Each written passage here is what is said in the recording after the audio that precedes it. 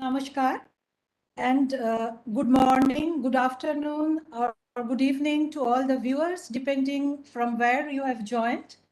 On behalf of Physical Research Laboratory, it's my pleasure to welcome you all joining us live today via both WebEx and YouTube platforms.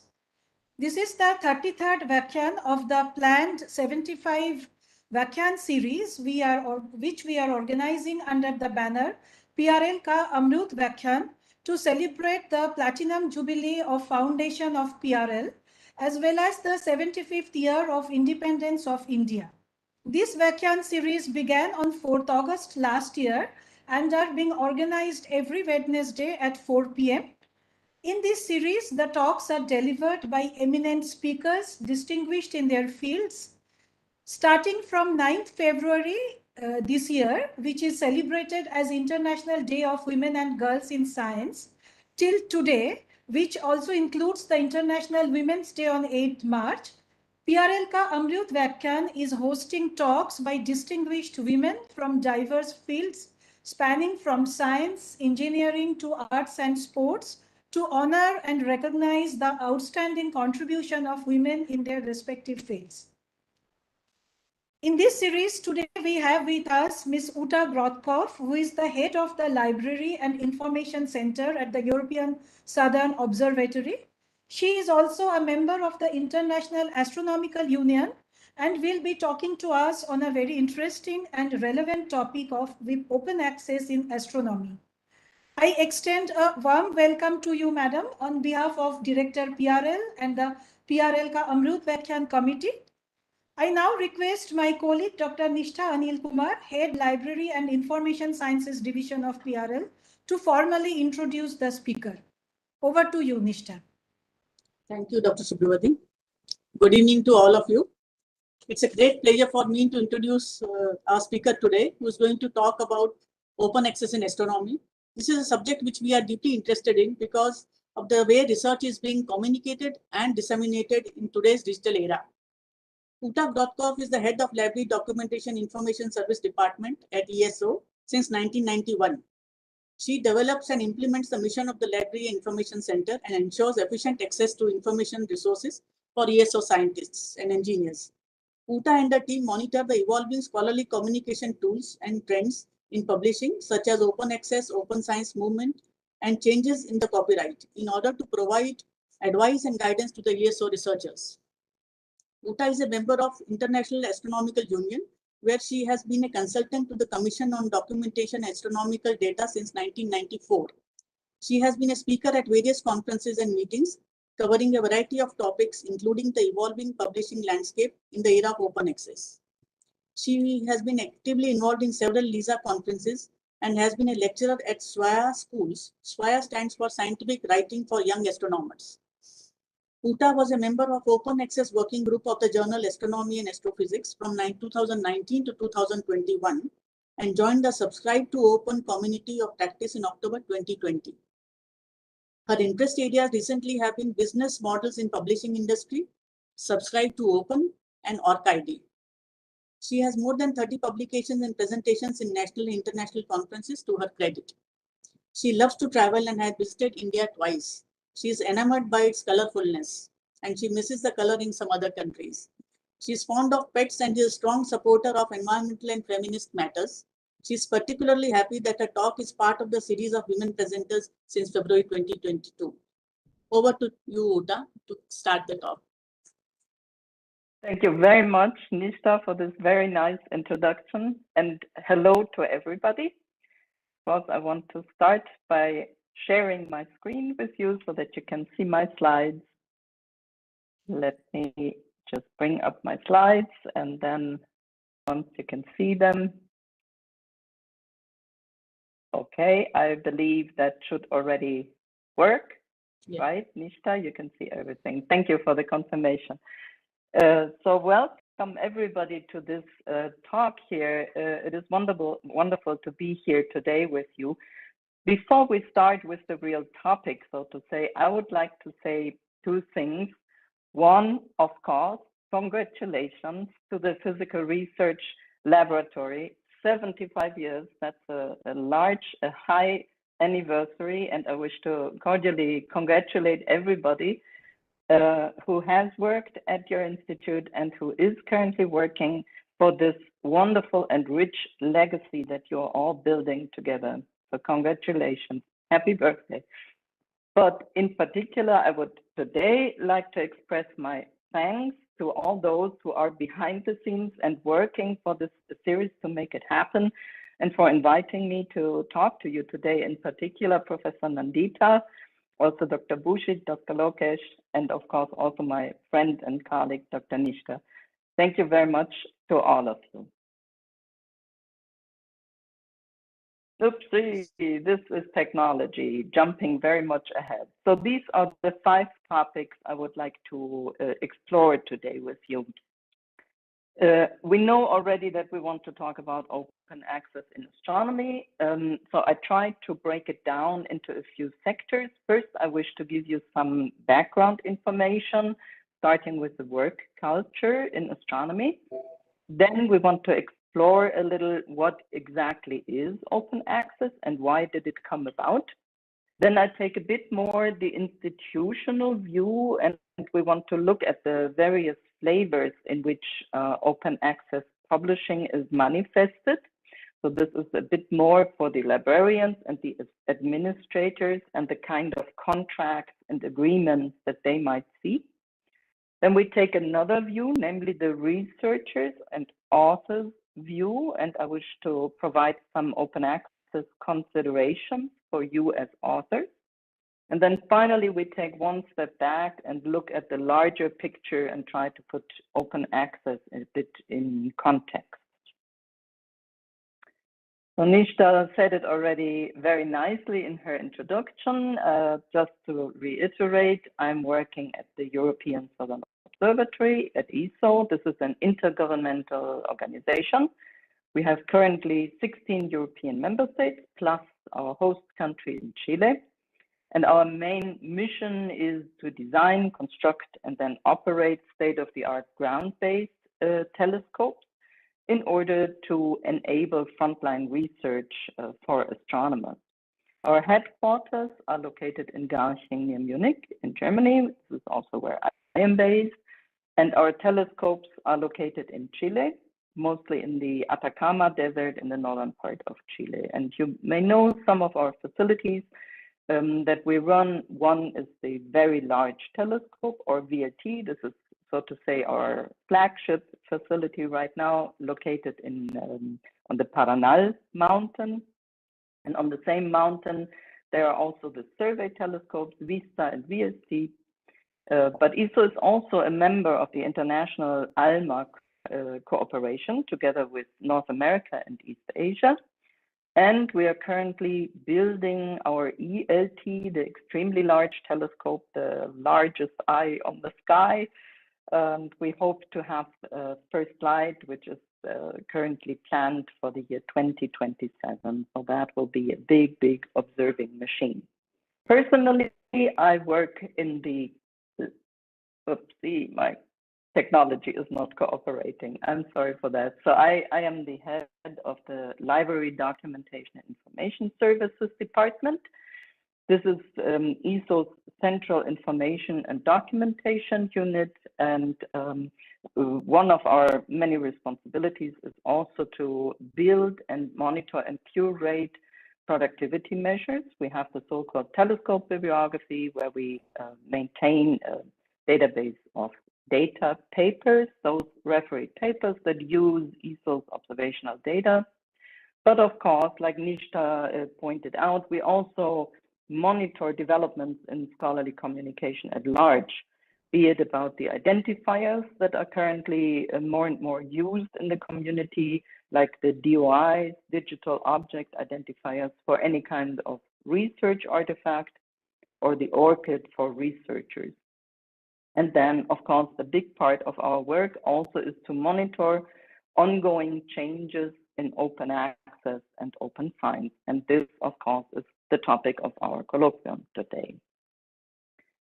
So first, let's look a little bit at the work culture in astronomy. It is, of course, no surprise that observatories, in order to have the best seeing conditions are typically located in remote places.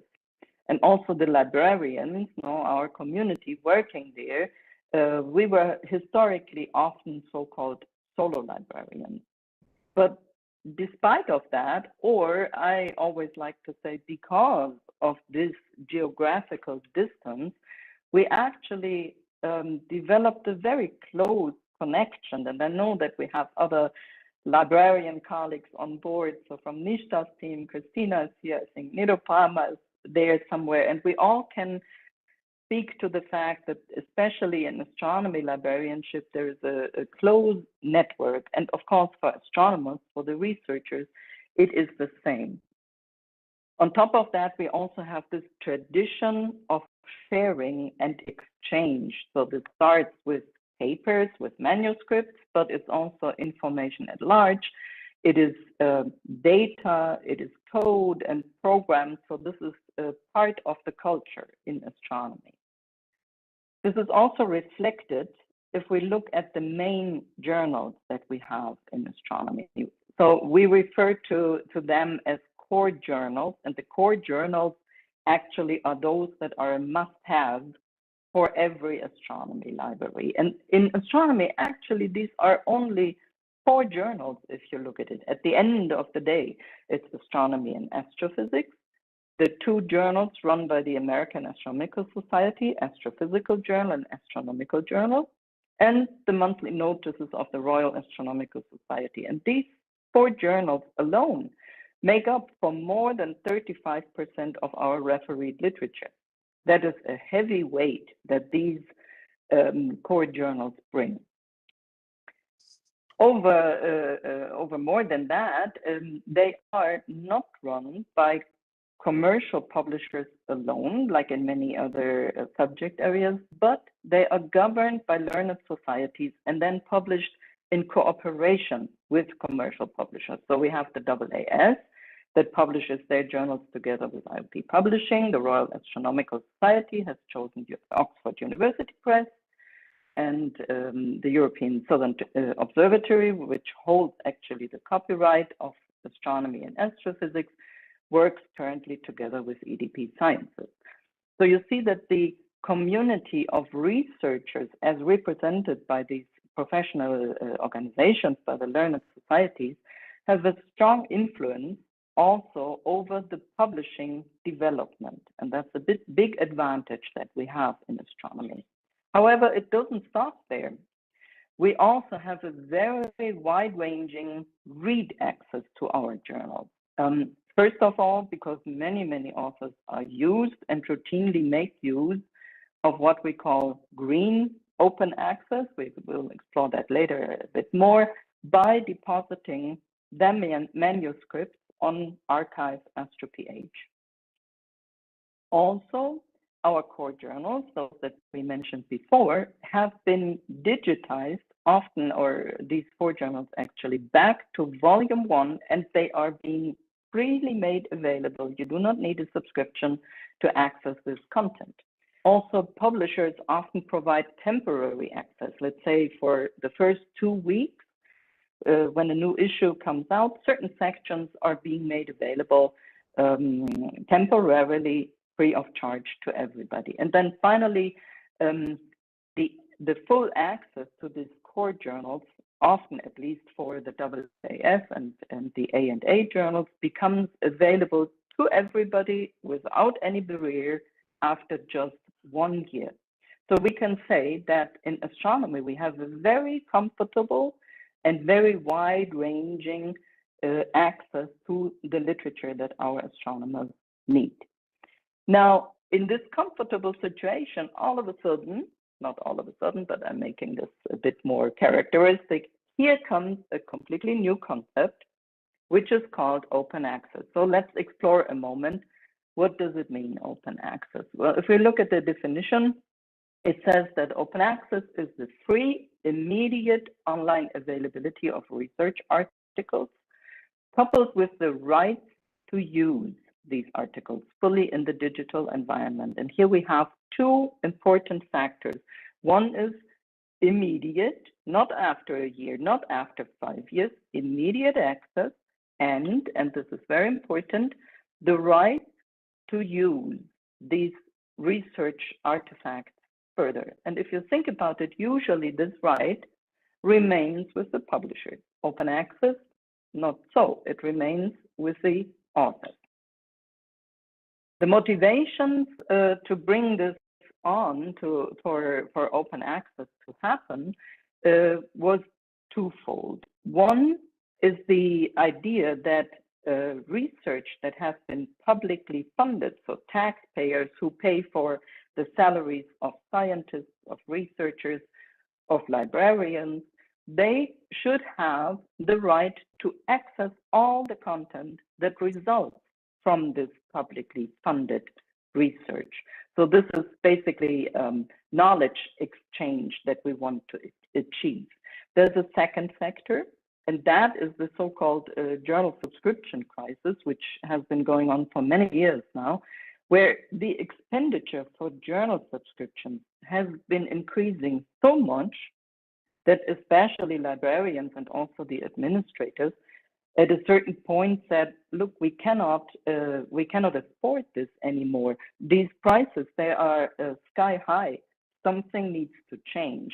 The very least is we need to understand what is behind these prices. We don't want to work for, companies that are then going to the stock market to give their shareholders like big benefits. We need more transparency and we need to contain these costs. So these were the two motivations. Now, of course, if we look at it, there are many benefits in open access. First of all, of course, the research. I think you can see my mouse. I'm trying to circle it here. The research of the individual scientists has more exposure to the world, if everybody can read, and therefore, actually, these papers might even find higher citations. But that's not everything. Of course, now, as we said, the general public can read, practitioners can inform themselves, and most importantly, like we see here, researchers also from resource poorer countries can access all the research that has been made and published.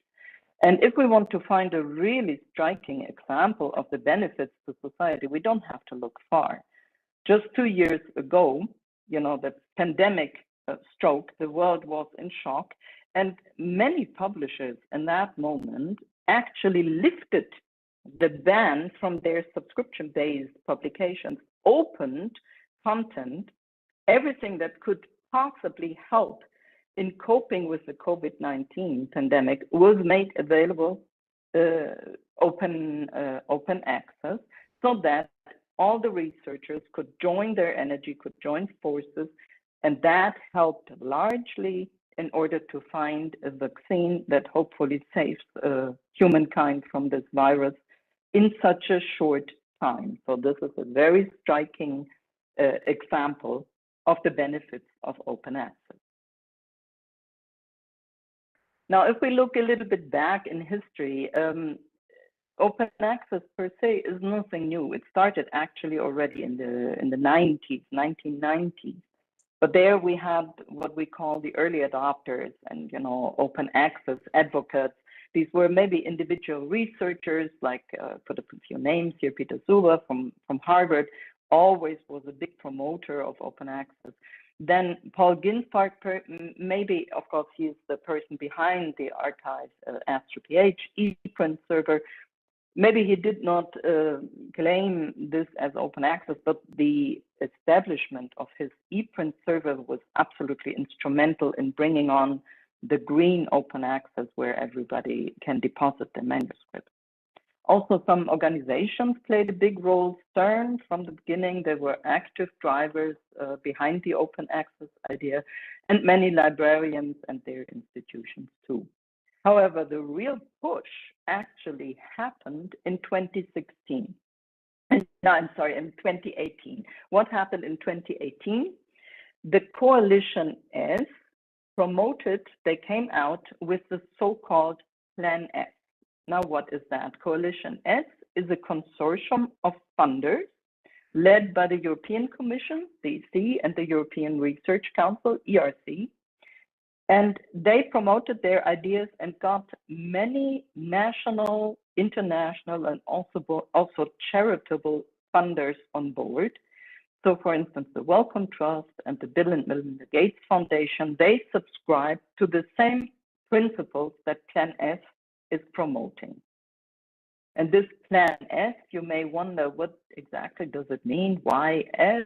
Well, the brains behind this movement, they say, well, it stands for solution and shock and shift. And personally, I think this is all true, probably, but the person who was actually the main brain behind this, his name is Robert Jan Smits. So I have a personal theory that perhaps this S from his name also traveled into the Plan S, but that is my personal opinion only, be it so. In any case, the Plan S and the Coalition S, they have decided to make open access for research funded by them mandatory. So making full and immediate open access a reality is actually their slogan. And how do they want to do it? Well, they brought out 10 so-called principles. Now, I don't wish to go through all of them. That would be really boring and very long. I just would like to highlight 4 of these principles to which all researchers have to adhere if they receive funding from all these organizations. So if we start with the first one, it's a very important one, and it was already visible in the definition that I showed you earlier. I shortened it here to just calling it CC BY, but it means that the authors shall retain the copyright of their publications.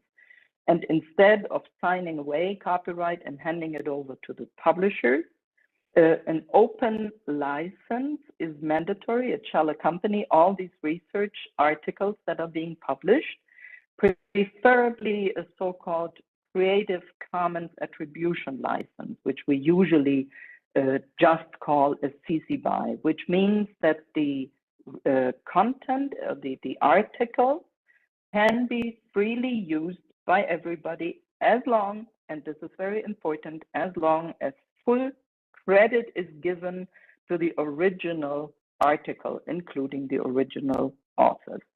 This is usually called a CC BY. There are some other Creative Commons license flavors, but that would be too long to go into that. Now you may say, well, when I put my manuscript on archive, actually I am asked to sign some kind of license, yes, but that is another kind of license. It is not a CC BY license. This is typically a so-called non-exclusive right to distribute articles, and this is necessary for the archive AstroPH ePrint server, but it is not a CC BY license. The second principle that Plan S put out refers to the quality of open access. And here the funders say that they will ensure the establishment of robust quality criteria, and they want to do so using tools like, for instance, the Directory of Open Access Journals, DOAJ, and the Directory of Open Access Repositories, Open Door, in order to identify compliant journals and repositories. And this is clearly an attempt to avoid the so-called predatory or deceptive journals. You may remember that in the very early days of open access publishing, but still also today, there was a number of publishers that were basically willing to publish all kinds of manuscripts. They put away with all kinds of quality control. Sometimes there were not even proper editorial boards. They were really publishing everything as long as the authors were willing to pay for their manuscripts to be published.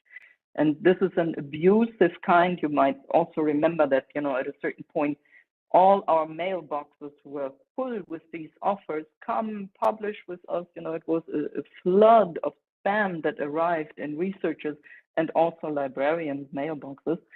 And this was typically coming from the so-called predatory publishers. So here we see the second principle, trying to establish robust quality. And then the third one talks about incentives for open access. Now, this goes in the direction of even funding possibly new open access journals or platforms if they not exist. You must imagine that as soon as these ideas came out, there were researchers that said, oh, now open access becomes mandatory, but in my subject area, I don't have any open access journal. I don't know anymore where to publish. So this is where the funders, here Plan S, stepped in and said, okay, be calm, we will establish, if there are no appropriate journals, we will establish a platform where you can put your research. Of course, this means if new journals and new platforms come into play, they will not have the same reputation that the old journals have. And that has an influence then on the evaluation of research. I will come back to that later. But what is now often done and wrongly done is that the reputation of a journal, as reflected in the so-called journal impact factor, is seen as the same as the quality and the value of the individual article. And that is wrong. This is not what the journal impact factor is meant to do. And it does not say anything about the individual article. So here we want, or we will probably see that we go to metrics that refer to article level, to the individual article. They might become more important, and principles like this third principle from the Plan S are drivers behind this. The last principle that I would like to point out to you is number 9, which says no publishing in so-called hybrid journals. What are hybrid journals? These are journals that are run on a typical traditional subscription basis, meaning the publisher has income from the subscription. And in addition, these journals, these publishers, allow individual articles to be published in open access for yet another fee.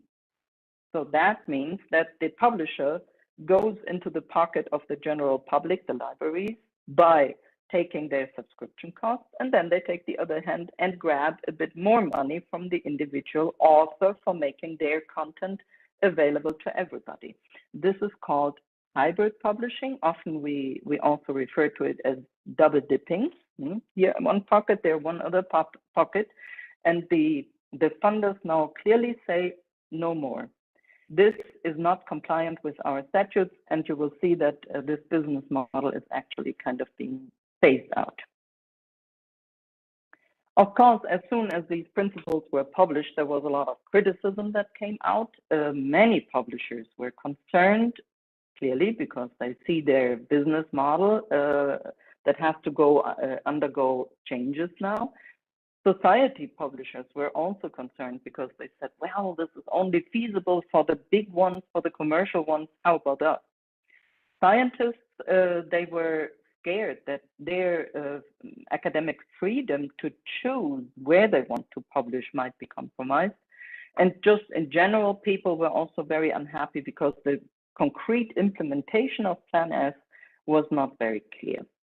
So that slowed down the whole process a bit by a year. Originally, they wanted to make everything mandatory already as of 2021. That was not feasible, so now they delayed it to 2022, but it did not stop them. So all this is still in place. Now that we have learned about some of the guiding principles of open access, of course, we can look at some thoughts from stakeholders, some of the key players. What are their ideas? How to actually make this happen? Well, there are, for one, the publishers and those who honestly and truly want to flip to open access. For them, this change must be long-lasting and sustainable, and they need reliable partners. For the researchers, we see two roles. Researchers are, for one, readers, and as such, of course, they prefer access to as many articles as possible. This is true in particular, of course, for researchers that are engaged in multidisciplinary research, but everybody else also likes to have as much access as possible. Authors, which are the same persons, but with another role, with another hat, they want to move to open access, but in a seamless way that should not be disruptive. And this is what we call diamond open access. I will tell you more in a moment. Diamond means no direct cost for the authors nor for the readers. And we as libraries, we simply, like we said before, we cannot afford the rising subscription costs or rising article charges. And therefore, we are often strong supporters of the open access movement. But I think I can speak there for the majority of our community. We prefer this to happen in a collaborative way that takes all partners into account and in an equitable way. So this should not continue to establish a gap between economically different countries. Now, from here on, I would like to take the view a bit more of the librarians and the administrators, and it might be a bit technical during the next slides, but I think it is important to just go through the various models that we can find so far, so that we know what is behind it. So I ask everybody to please bear with me as we explore these various systems. So among the stakeholders that we saw on the previous slide, I think it's not surprising that the publishers were the first to jump and to propose a solution. And of course, it was a solution that suited them. Nobody can blame them. But it resulted in a solution that was now shifting the cost from the reader's pay model, the subscriptions, to the author's pay. So these publishers, they said, okay, we seem to not be able to sell our subscriptions anymore. Everything shall be available to everybody. If the readers cannot pay, who can then pay? The authors. And this is how the typical gold open access came about, which is characterized by charges for the individual article that needs to be published. These charges are called APCs, article processing charges. And typically, unfortunately, certainly with commercial publishers, they are quite high. Therefore, they are certainly not equitable. So before, who had money could read, now who has money can publish. Not very good. The question needs to be asked, can we actually see any savings here? The process, of course, is also disruptive for authors, because now they are obliged to handle invoices, and they need to find funding. For authors that receive money from grants, it might be okay, because they typically have a certain amount set aside anyway for publishing costs. But the others, will there be institutional publishing budgets? And if so, then we need to have a new infrastructure in place, because these institutional publishing budgets certainly are limited. How will we distribute them? How to share? Is it first come, first serve? Or do we go by hierarchy? First the professors, then the researchers, then the postdocs and the students? These are kind of ethical questions, and they need to find good solutions before we can really move into a model like this gold open access. So my summary here, I put the $3 sign, so to say, for the authors, because I'm afraid this model is and will remain relatively costly. Then we see an opposite trend, which is also in the gold open access group, but it is totally different. And these are the overlay journals. Now, what is happening here? The initiators behind the overlay journals, which, by the way, are typically researchers, they use an existing infrastructure, like, for instance, the archive AstroPH ePrint server, and they put a refereeing layer on top. So contributions to archive are then undergoing a refereeing process and come out as a fully refereed publication. Usually, these initiatives live on grants from foundations, and they cut out of the picture the commercial publishers. The costs that the individual authors have to pay when they want to publish their manuscripts really depends on the model. Sometimes it is not even existing, sometimes it is minimal. But because these initiatives, they rely on grants from foundations typically, the question here needs to be asked whether this system is sustainable. What will happen if no money is being poured anymore into this system? There's also, I think, a certain danger of perhaps losing the publisher's expertise, but it's still out in the open, and we will see what comes of it. Just one example I wanted to give you in astronomy of a journal that runs on this philosophy already, which is the Open Journal of Astrophysics, if you wish to check it out. Of course, these are, the number of contributions is still very low. Then next we move, if my cursor works. No, it did not work. Here. To a larger area that you will see increasingly now. And this area is called transformative agreements. These are time-limited agreements. They are often referred to also as publish and read or read and publish agreements, and they are executed on high levels, so really between research organizations, universities, consortia, and the publishers. Typically, the big commercial publishers put this idea forward.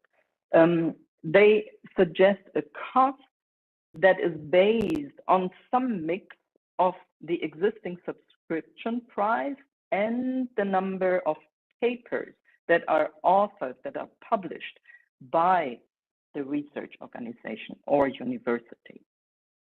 And on top, and this is why it's called publish and read, on top of these publishing costs that they will then cover, they also provide access to the content that they publish, which is not yet open, so the subscription base. So this is you can see already it's a huge package. Now, there are a number of problems that I personally see with these transformative agreements. One is that the allocated publishing budget that is included in these packages is often capped. It only reaches or allows for X number of articles that are being published. If that limit is reached, there might be further costs. We need to be very careful. We really need to read the fine print here in order to understand what additional costs might happen. Just to give you an example of the German Deal consortium that has embarked on such a transformative agreement. Here they state that anything that goes beyond the agreed limit, for instance, for Nature, they would charge 9,500 euros, which I calculated goes up to 800,000 Indian rupees. So this is a huge amount for one article that needs to be published under this agreement. Clearly, for smaller organizations, this is a troublesome thing, because maybe we don't even need access to their entire portfolio, and we can't afford to enter such huge agreements. Also, they are only in place for a maximum of 3 years in order to be compliant with Plan S. And then something new must happen. But what? We don't know yet. Nobody is really telling us. My big fear is that this will result in yet another dependency, similar to the big deal that we have seen in the journal environment. Therefore, we need to be careful. Maybe this could be a good model, but we need to read the fine print. We need to be aware of the details. Then we move into another possibility, how researchers can make their findings compliant with Plan S, and that is the rights retention model. Now, if you remember that the Coalition S, they want that the manuscripts have a CC BY license. Now, they do not say it has to be the final published manuscript that has to have this license. It can also be what we call the AAM, Author Accepted Manuscript. That is basically a manuscript that has the identical content like the final published paper, but maybe not the final typesetting. Maybe the publisher's look and feel is not yet there, but the content is the same. Now, some journals, and the best known that I know of is the Science magazine. They went for the following route. They say, okay, you author, take your author accepted manuscript, the AAM, put it on an ePrint server like Archive, and assign there, and Archive gives you this opportunity, a CC BY license. In this way, you continue to have the right over this manuscript. And then the fully published paper still resides within the subscription-based journal, Science in this case. And this is possible. It is compliant with Plan S and the other funders. But we see that we open a dual channel here. We have basically two artifacts now that have the same content, but very different usage rights and very different ways of citing them. So only a large, heavy body like Science can do that. Everybody else, smaller publishers, they would say, if we allow this, then they will cancel our journal. Everybody will just rely on the freely available manuscript, but not for Science. They are very confident, obviously, that people will continue with subscribing to their journal because they are so important. But technically speaking, it is possible. Now, we enter into another way of open access, which is the so-called diamond open access. I mentioned this before. It means that there is no direct cost to the authors and not to the readers either. One model that falls in this group is the Scope 3, which stands for Sponsoring Consortium for Open Access Publishing in Particle Physics. And here we see a partnership of publishers with over 3,000 libraries, research centers, universities. This is a project that has been initiated and is led by CERN. And the subscription funds of the participating institutions here are redirected into a common pool under the guidance of CERN. And CERN from here also then effectuates the central payment in order to make HEP, so high energy physics articles available open access. This system so far has fully converted 4 journals and 2 others where specific high energy physics content is available. They are partly converted. But you can imagine that, you know, this gathering of ideas, of money, everything, it's a huge overhead. So that it requires really complex, high-level negotiations and agreements and very thoughtful governance. So in high energy physics, it seems to work all right. I think for many other subject areas, the overhead would be really too large. But there's another diamond flavor, which I really like, and I would like to introduce that to you. This is called, it falls in the group of collaborative agreements. And here, the continued or even new library subscriptions continue to exist. But instead of opening the content only for the subscribing institutions, these subscriptions enable access, open access universally for everybody, all authors, all readers. And this is aiming at a very transparent model without direct cost to the readers or the authors. So it assumes that behind the money that is being collected is sufficient to open up the content to everybody. Here's the caveat. The journal will only flip under this model if the subscribers continue with their support. So only if a minimum of, say, 95% of the previous subscribers continue with their subscriptions, then the publisher flips to full open access. If not, even for a given year only, the content stays closed. And this is a big incentive, of course, for the subscribing library to say, okay, I continue in this way. This is the only way to make sure that your researchers will continue to have access, no matter whether or not the journal flips to open access. But if 95% are reached, then it flips. So why do I like this system very much? Well, first, it uses the existing infrastructure, budget handling, licensing, everything, the whole library and administrative infrastructure continues to be used. It also allows me as a small specialized library to reflect the very specific needs of my researchers. I can choose which journal I actually want to support. That is very good. And for large parts of the authors, of course, there will be no changes to what they know now. So it's not disruptive. Therefore, I can imagine that it finds a high acceptance among researchers. They subscribe to open.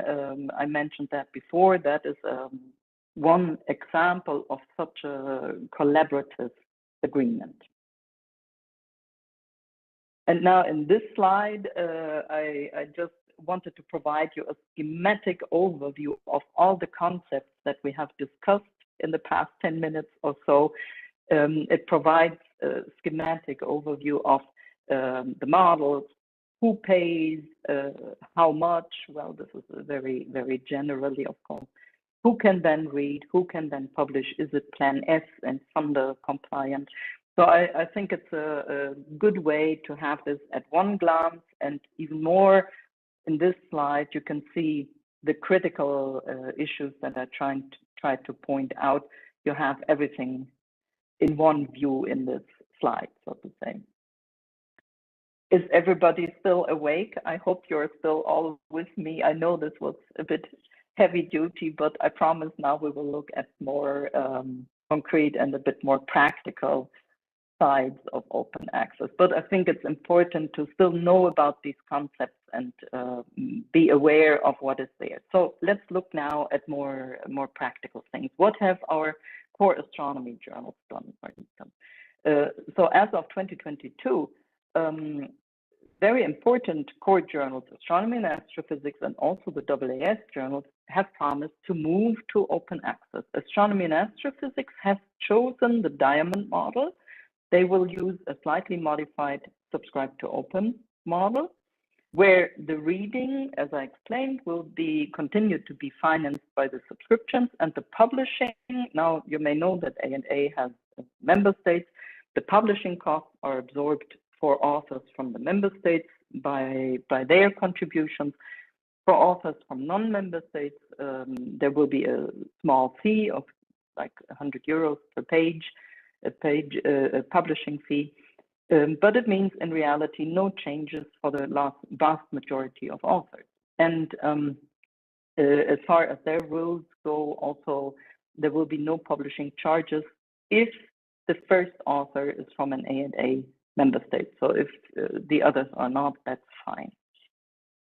The AAS journals have chosen a different path. They are completely moving to the gold open access model, meaning that the cost to cover the publishing costs, the costs are shifted really to the authors. And unfortunately, they say we have moderate costs, but still, from what I know, the cost per article will be between 1,000 and 4,500, depending on the length of the paper.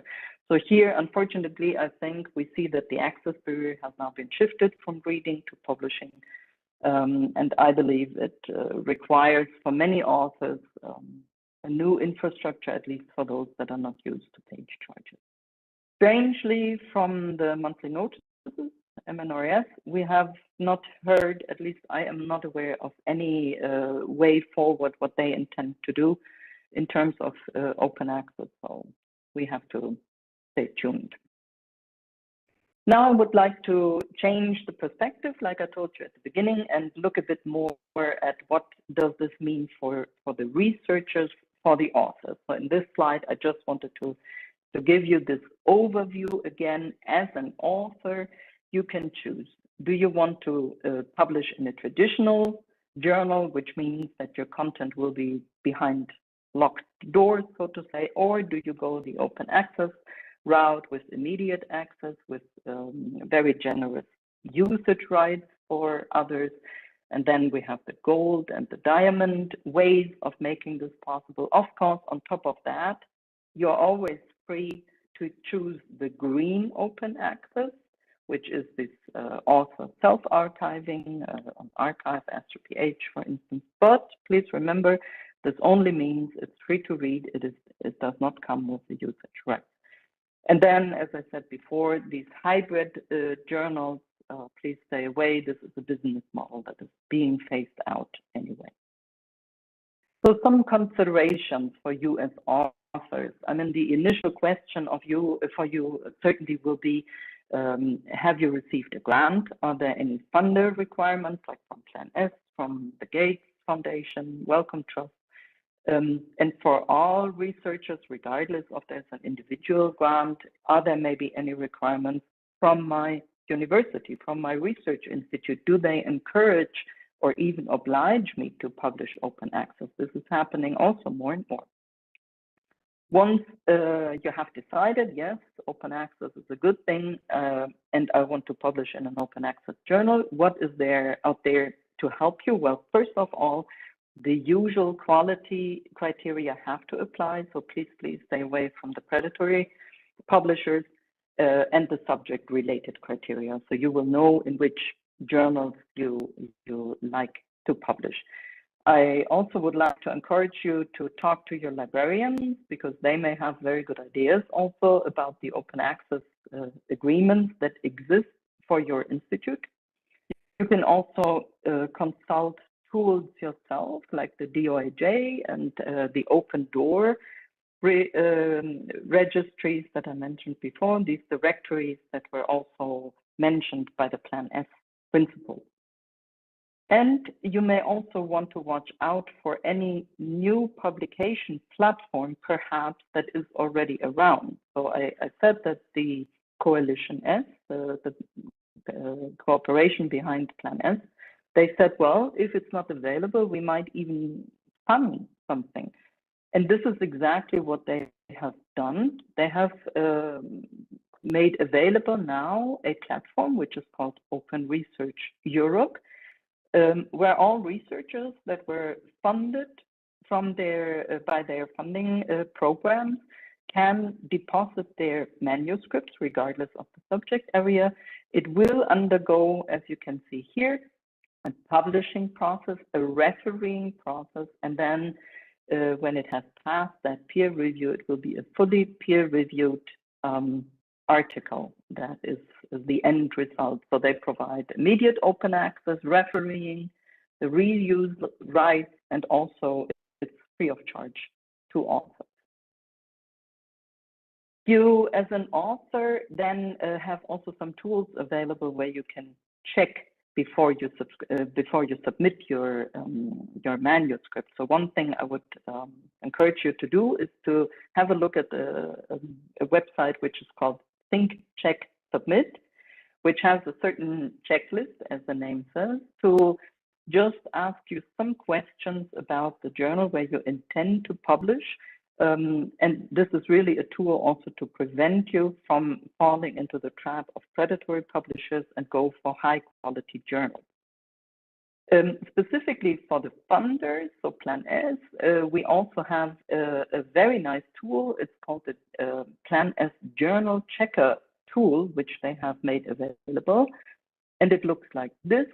It's a web-based tool, of course, where you can enter the journal in which you intend to publish. You say you enter the funder that has given the grant you're operating on, and you can put alternative or in addition also your institution, and the system tells you whether or not this combination will be compliant with the funder's rules.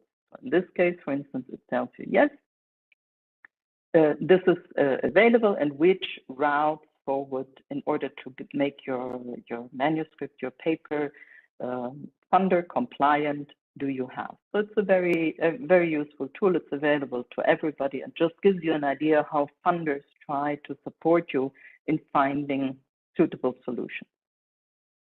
Then, of course, the costs play a big role. So you, as an author, need to check what are the publishing fees that I need to pay, if any, and just be aware that there are different names for this kind of cost. Sometimes they are called APCs. Sometimes they are they still have these old-fashioned name page charges or just publishing fees. In terms of how to cover them, check your local funding sources. Of course, if you have a grant yourself, you will know, but maybe there's also, library funds available. So these are budgets that you want to explore.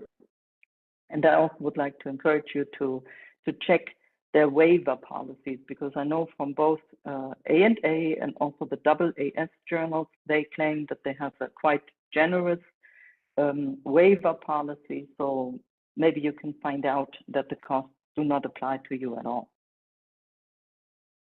And then finally, this is really a wish. I really would like to encourage all of us as a community to work together. So if you're a researcher, please team up with your local librarians, with your administrators, with other researchers to define the best way forward. This is a very special moment in time where we can all actually shape the publishing landscape. And I think it's important that you as researchers team up with others, define the way forward that is best for you, and then in a collaborative way, communicate this also to the publisher. So finally, just to take a step back and look at the larger view, so to say, of open access, we have already seen that the open access movement has already had an effect and continues to have an effect on the scholarly communication that is happening. Effect number one is that these toll access barriers are being removed, and that's a very good thing. The effect number two is, however, that many of the players are now very insecure and many questions have come about. So what are the remaining publishing costs? How high will they be? What will be the future of journals? Will we as researchers continue to have a freedom to choose where we want to publish? All this? These are questions that need to be answered. And the effect number three will actually only be really seen in some years from now. That is, will the publishing behavior of researchers change, and how will the scholarly publishing landscape look in, say, 5 years? So all this is undergoing changes and it's in flux. However, open access, of course, is not a standalone thing. It is really part of a paradigm shift. It's part of something big, because we are all moving towards open science. Open science is often used as an umbrella term, and it includes open access, but also open source, open data, open notebooks, even open reviews, where everybody, the authors and the reviewers, can see the reviews that are being written about manuscripts. So this is a big moment in time, and all of these open science movement follows what we call the FAIR principles. FAIR stands for making research findable, accessible, interoperable, and reusable. And this is also the underlying principle of the funders' principles that we have learned about in the beginning. I don't want to talk about FAIR now. It's actually a topic on its own, but just to put this in context, it is a very important concept, and it means a real shift towards wider transparency. And as I mentioned before already, this can then also have a large effect on research assessment and evaluation. First, because maybe if researchers are now being valued on the question, do they actively support open science or not? That would be a real paradigm shift also. So if somebody gets credit for the fact that he or she publishes in open access journals or reviews for them or makes their programming code available to others, for others to use, to build on, that would be very good. And as I said in the beginning, we certainly want to move away from the journal impact factor when we are looking at individual researchers' evaluations. This is the wrong measure. We need to look at article level metrics. These evaluation processes and how they should be, they're transparent and robust and diverse. You can read this up in the so-called DORA, Declaration of Research Assessment. That is a statement by scholars who have said we need to change how we evaluate and assess research and researchers. So I encourage you to maybe have a look at the DORA declaration. And then really just to wrap up, my final slide are a few takeaway messages, so to say. Like we have seen in the beginning of my contribution, there's a strong tradition of sharing in astronomy, but still all this making available, in particular with regard to manuscripts. Let's remember, free to read is not open access. Open access comes with usage rights also. And I believe open access is not something fleeting that goes away. It is here to stay. This is also evident in the fact that more and more funders are now demanding that research from their grants be made available open access. And in general, I would really say open access is good science practice. It brings many societal benefits, and also a subject area like astronomy that is already very open in general. It is not, or at least it should not be outside of the industry standards, so to say, that are going on globally. And as I mentioned before, I believe this is a unique moment for all of us to implement these wide-ranging changes in scholarly communication based on these FAIR principles. I think probably never again we will have such a moment in time where we can shape the future of scholarly publishing in the way we can do it now. And I really believe that we should aim for a collaborative effort, all of us together, researchers, librarians, administrators, publishers, in order to achieve an open access and open science system that is equitable, fair for all, transparent, and sustainable. And that's everything I wanted to tell you today. And I thank you again for your attention.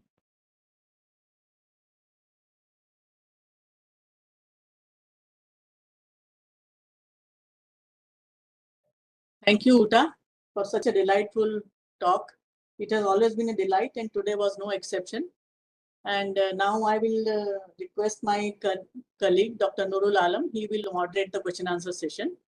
And you can raise your hand, and otherwise you can send a message in the chat box. Over to Dr. Nurul Alam. Thank you, ma'am. So moving on to our question answer session, we would first take question from WebEx and then from chat in the YouTube. Yes. So for WebEx user, we request you to all please raise your hand.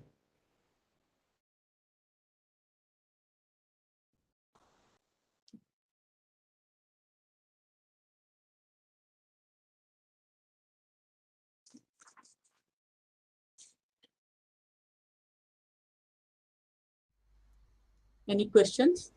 No questions? Nurul, can I have a question? Yes, sir. Please. Over to you. Yes. So thank you very much, Ita, for a very nice talk. So I wanted to know, you spoke about this Open Journal of Astrophysics. So how different is this from service we get from AstroPH archive? I'm very sorry. Are you referring to the overlay journals? I'm sorry, I have sometimes interferences. Okay. See, yeah, you referred about this Open Journal of Astrophysics.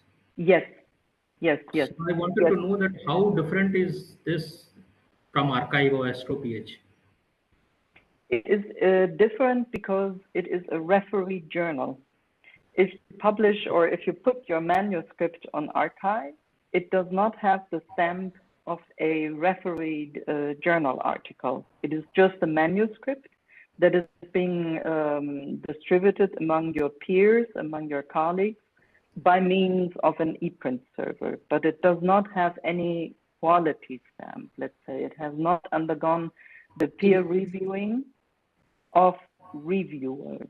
And in contrast, the Open Journal of Astrophysics has had that quality control. So it is a fully peer-reviewed article at the end. Okay, thank you. Okay, next question from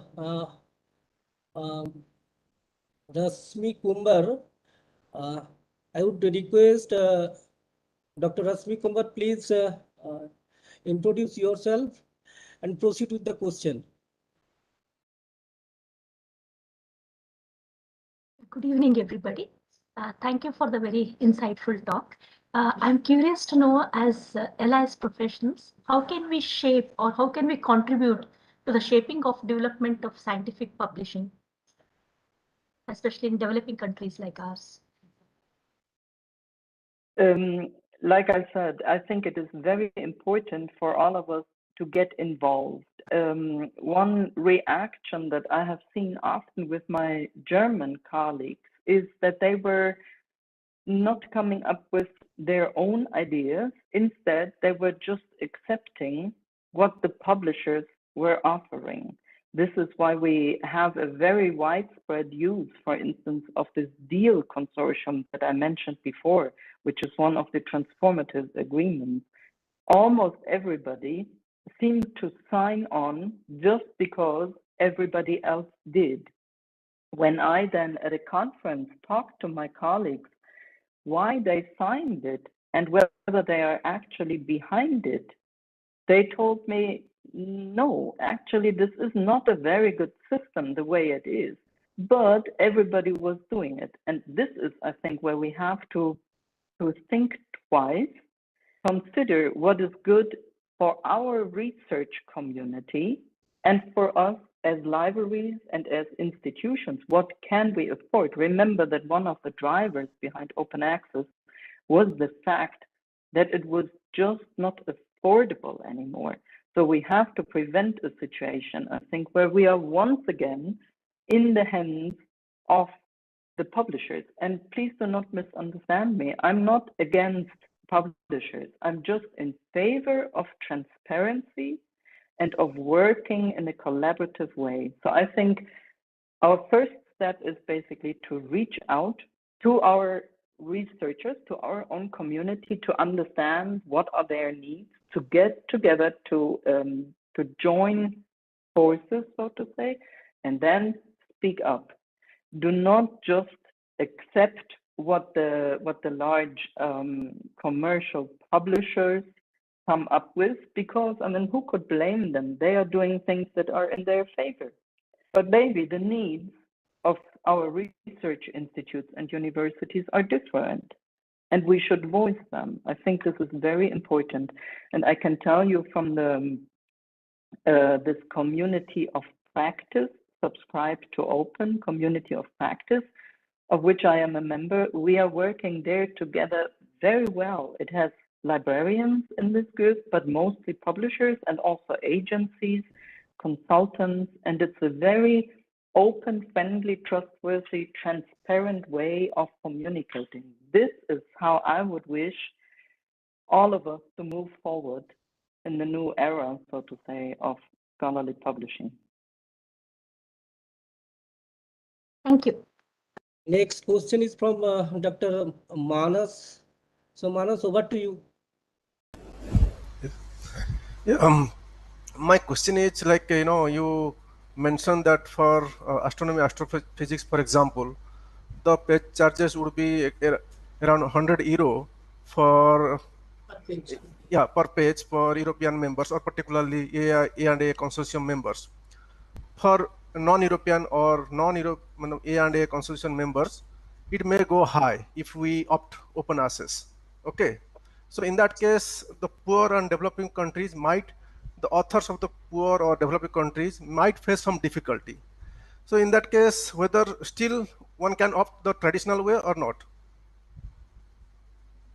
Well, first of all, you're right. Yes, there are these charges. From what I know, A&A will basically state that for authors who have published before with A&A, they were faced with page charges. So in that regard, nothing really changes. There are two other aspects. One is the corresponding author.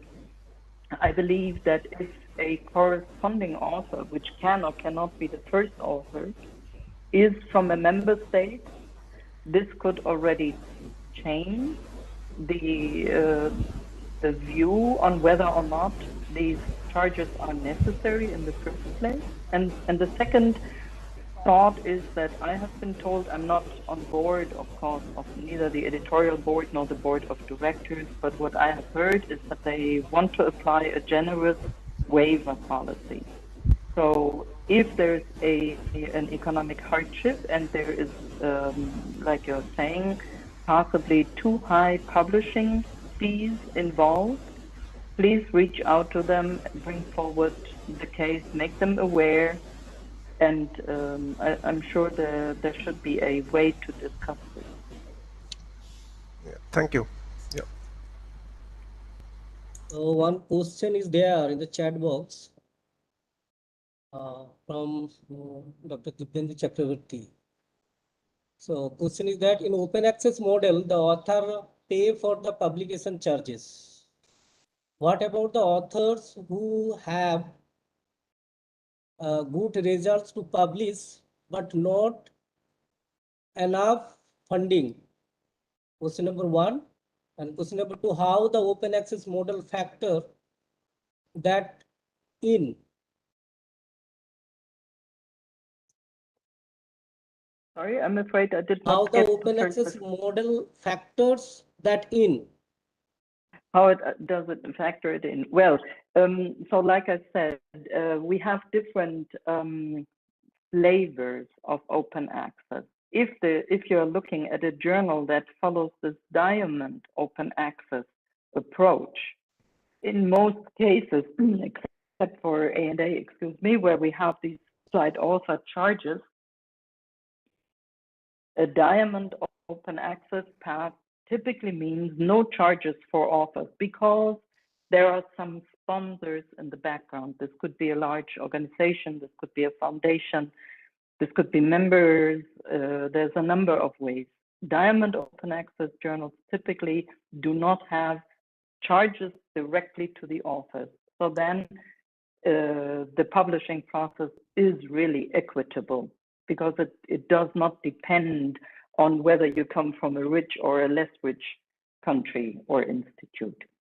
With regard to the first question, if there is not enough funding available, but excellent results, like we said before, please explore these paths, contact the journals contact first your librarian. Maybe your library actually has a publishing agreement with a specific journal, your library, your university, your research institute. And perhaps you're just not aware, but something has been signed in the background and your librarian will be able to tell you. And then if that is not the case, you could reach out to the journal and say, look, I have wonderful results to present. I am happy to publish with your journal, and journals are also happy to get good results, right? I mean, this is how they strive. They depend on the research results that are being published through them. So I am a researcher, I have this great result, but I don't have the funds. And then at least what I know from many journals in astronomy, often there are waiver policies that allow that gives quite some leverage to the publisher to not apply the publishing fee.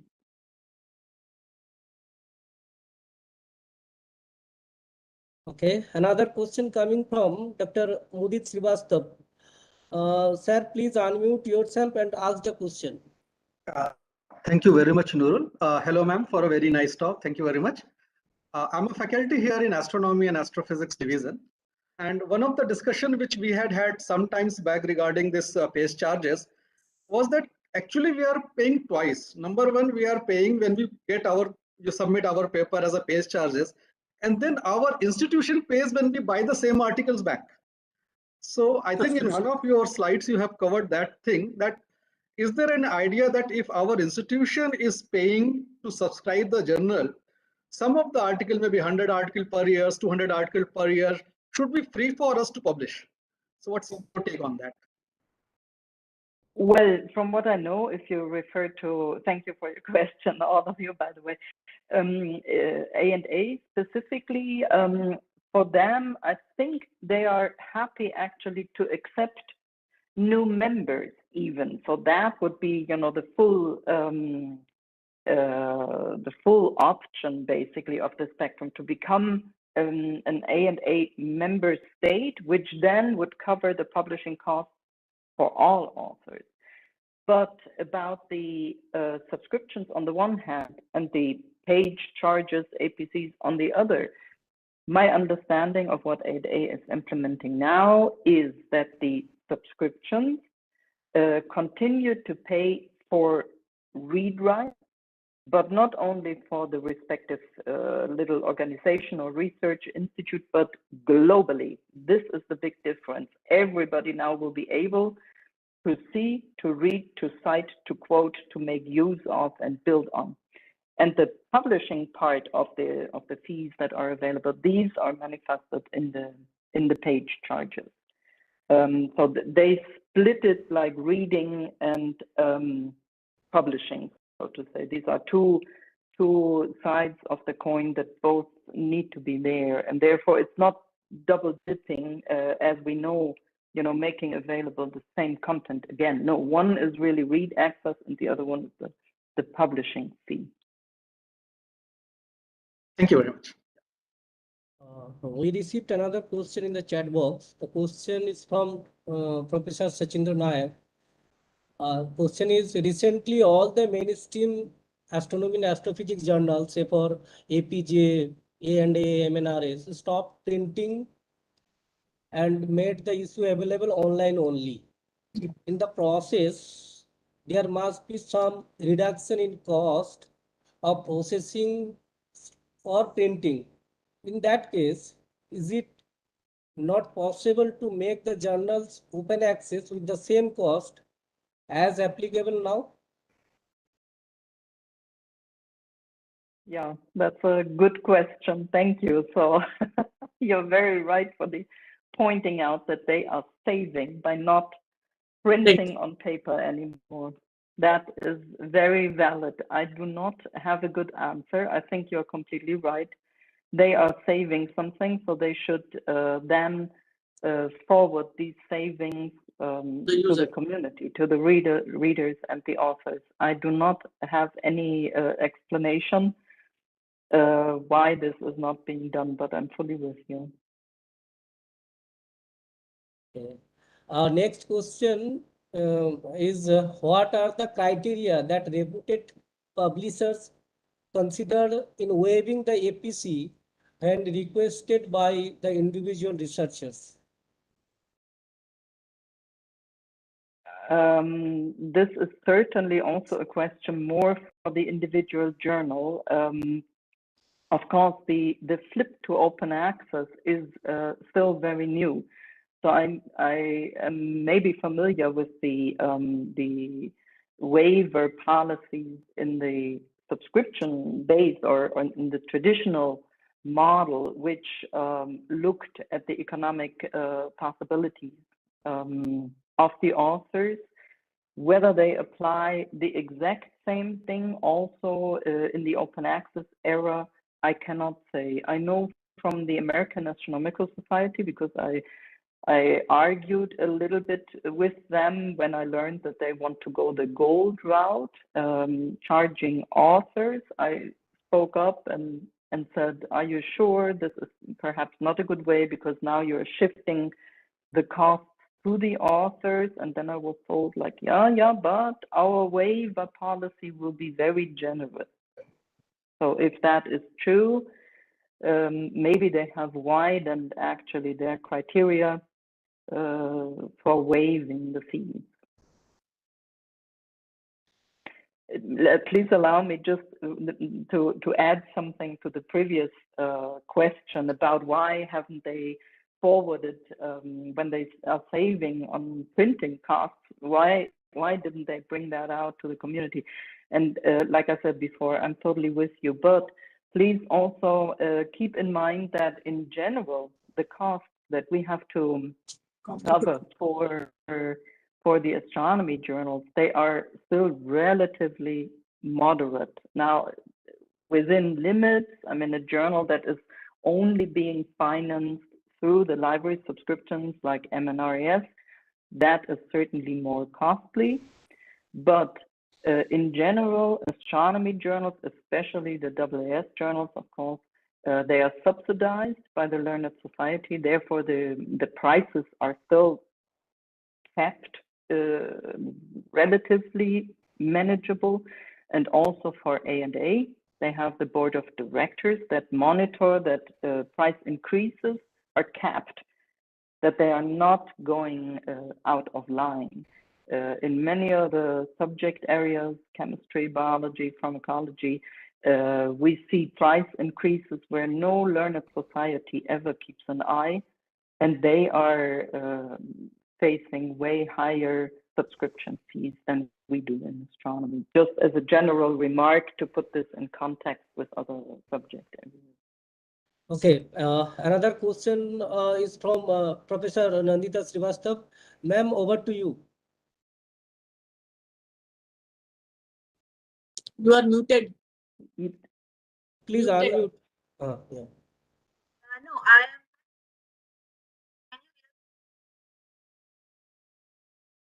Can you hear me? Not clearly, ma'am. You are not audible. Okay. Can you hear me now? Maybe the Wi-Fi is not. Yeah. Can you I maybe wanted to know move a little? which body is responsible for checking site. I understood which body is responsible for, and then it was interrupted.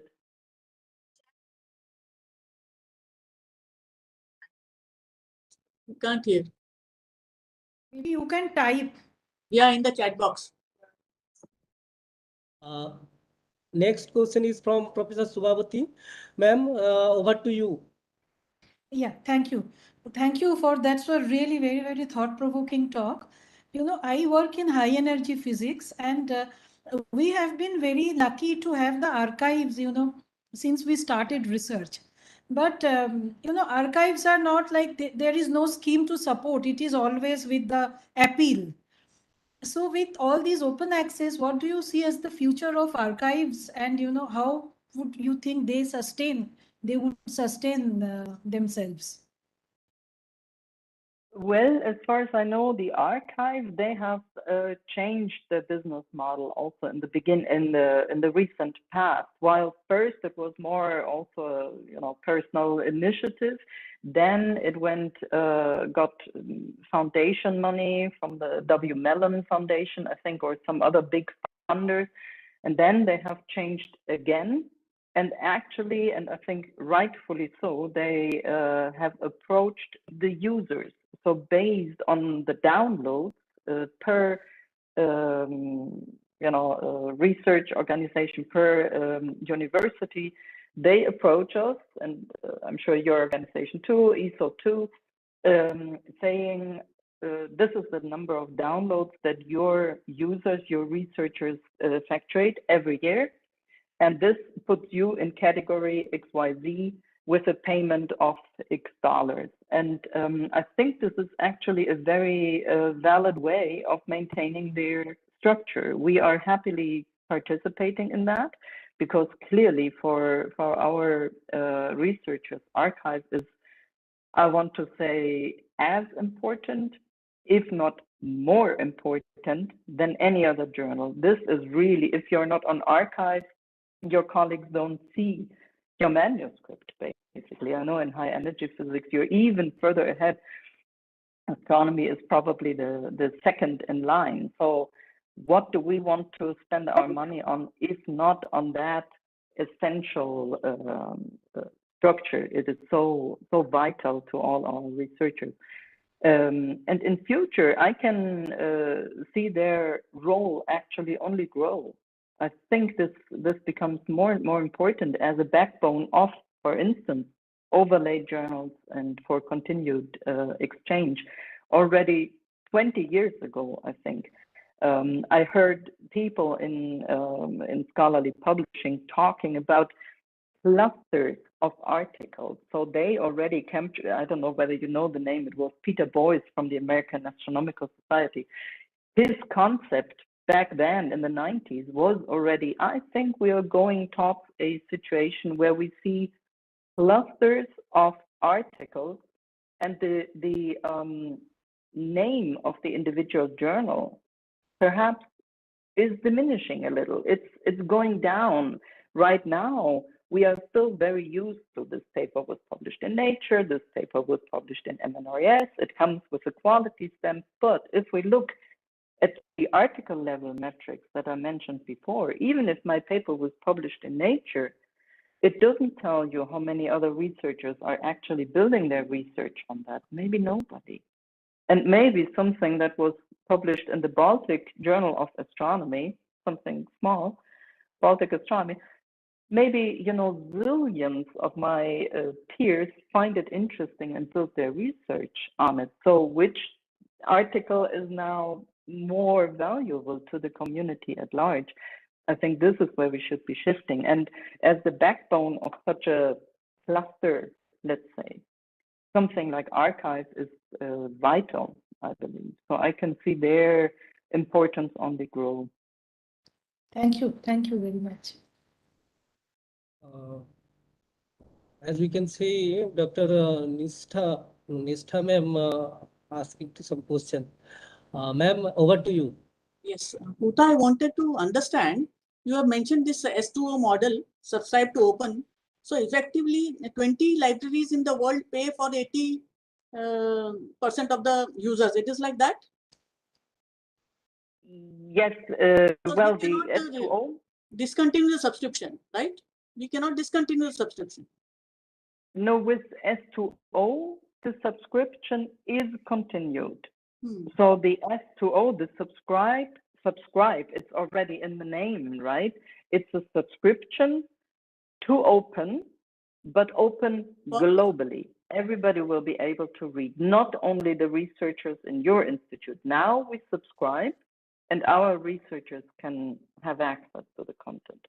Under the S2O model, we subscribe, we use the library funds for which we have an established internal procedure, everything is already in place, but we open the content to everybody.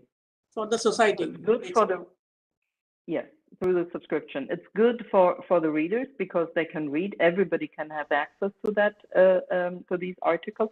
And it's also good for the authors because their research is much wider exposed. And but the subscription money is core to this concept. But after a few years, suppose some institutes decide to discontinue the subscription, then what happens? Because they will think that we will benefit. Good question. So the idea is really to have a long-lasting cooperation between the subscribers and the publisher.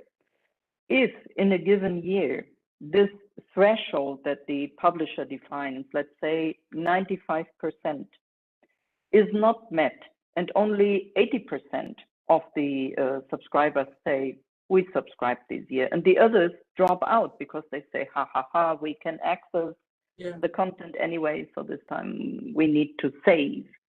Then the entire year goes back to closed access. So it is dependent on the collaborative idea. The only way to assure that this works is to continue with subscriptions. Now you may ask, well, but this is the situation in which we are now, and we don't want that anymore. Well, no. First of all, we have achieved proper open access. The manuscripts come with the usage rights that we had mentioned before, the CC BY license, and the content is readable for everybody. Second, cost transparency. So publishers that participate in the S2O model oblige themselves to make their costs more transparent to us, the users, the subscribers, and to cap how the prices are increasing. And if you look at some recent price increases, in particular, you know, from the very powerful, big commercial publishers, it just has gotten out of hand. By making more transparent how the price calculation is going on, this shall be prevented. Okay, thank you, Uta. Now I'm going to read out Nandita ma'am's question. Which body is responsible for ThinkCheck submit website? Which body is responsible, excuse me, for? Which body is responsible for ThinkCheck submit website? Nishta, can you help me? I'm not sure which body is responsible for think, check, and submit. Oh, I'm very sorry. The one that I mentioned. It's a cooperation. It's scholars and librarians, I think, behind it. It's a non-profit organization. If you go to their website, you will find the About button that tells you. It's a little non-profit initiative, actually. They have been around for a while now. Yeah. And they just try to provide some guidance, you know, in order to prevent that researchers fall in this trap of paying to make their content available open access and ending up in a very low or no quality journal.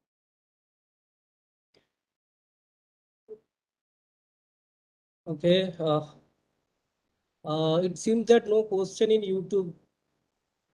Okay, one question is from Dr. Pragya. Pragya, over to you. Ma'am, you said about article level metrics. So what I want to understand is, like, what we do, we measure metrics based on journals performance, and we like assume that it is the articles which we are assessing, right? So is it, when we go to article level metrics, it is the altmetric tools that we use, or is it the qualitative and quantitative aspect that we look in, we have a look into? Thank you. That's a great question. I think the altmetric is actually a separate pair of shoes. It figures in with the article level, because this is also specifically, was an article mentioned on Twitter? Was it maybe even a foundation of a Wikipedia article? This is what altmetrics is measuring. So by definition, this goes to the individual article. You're totally right. But of course, we can also measure citations to articles. And that is what I, would first see as the important step, to go away from applying a journal impact factor to any article that was published in that journal, to looking at how many citations specifically did this article collect or reads. There's a number of downloads, there's a number of metrics that you can see. And today, if you go to the MNRAS, the AppJ, the A&A web pages, often you see already immediately on their landing page, so to say, on their abstract page, usually on the right-hand side, there is already a little metric. certainly also if you go to the ADS and check there, they provide all kinds of metrics about that specific article, and none of them has anything to do with the journal impact factor. Okay, so ma'am means suppose there are 10 articles. So each article has its own metric, and then cumulatively we assess, we just ascertain the overall performance of the journal. That's what the idea is. Exactly. Okay. Exactly that. Yes. Okay. Move away Thank from you. the journal impact factor. Thanks a lot. Yes, ma'am. Thank you. Ma'am, one question is that exactly what are the key issues where researchers, scientists publish their article in open access journal instead of prestigious subscription-based journals? Is it only awareness or is it impact factor?